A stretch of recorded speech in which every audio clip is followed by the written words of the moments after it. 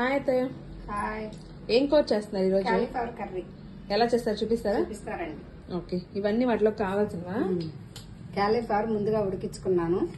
ఎర్రగడ్డలు, పచ్చిమిరపకాయలు, టమాటాలు, అల్లం పేస్ట్, గరం మసాలా, పట్టా మొక్క, యాలకుల పొడి. ఓకే, కాలీఫ్లవర్ లో ఉప్పు పసుపు వేసి పసుపు ఉడికించాను పొడి పొడిగా. ఉప్పు పసుపు వేసి ఉడికించుకున్నాను. ఆవాలు, జీలకర్ర. ఓకే, ఇప్పుడు ఎర్రగడ్డలు వేస్తున్నా. ఎర్రగా రావాలి ఎర్రగడ్డలు. ఆనియన్స్, పచ్చిమిర్చి ఫ్రై చేస్తున్నారు. ఎర్రగా రావాలి.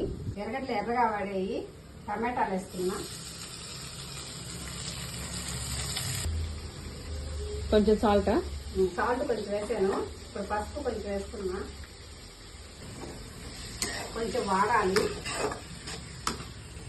ఆనియన్, టమాటో బాగా ఫ్రై అయిపోయింది. ఇప్పుడు అల్లం పేస్ట్ వేస్తున్నాను. ఓకే, కొంచెం కరివేపాకు వేస్తున్నాను. తర్వాత అల్లం పేస్ట్ వాడింది. కాలీఫ్లవర్ పువ్వు వేస్తున్నాను.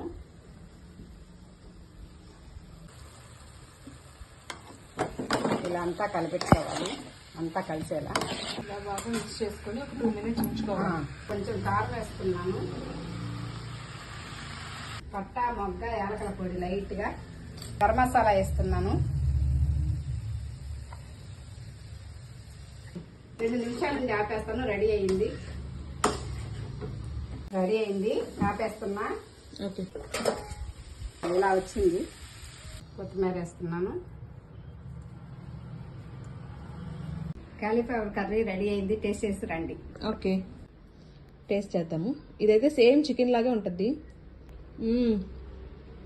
చెప్పినట్టే సేమ్ చికెన్ ముక్కలాగే ఉంది. Thank you. నచ్చితే ఒక లైక్ చేయండి.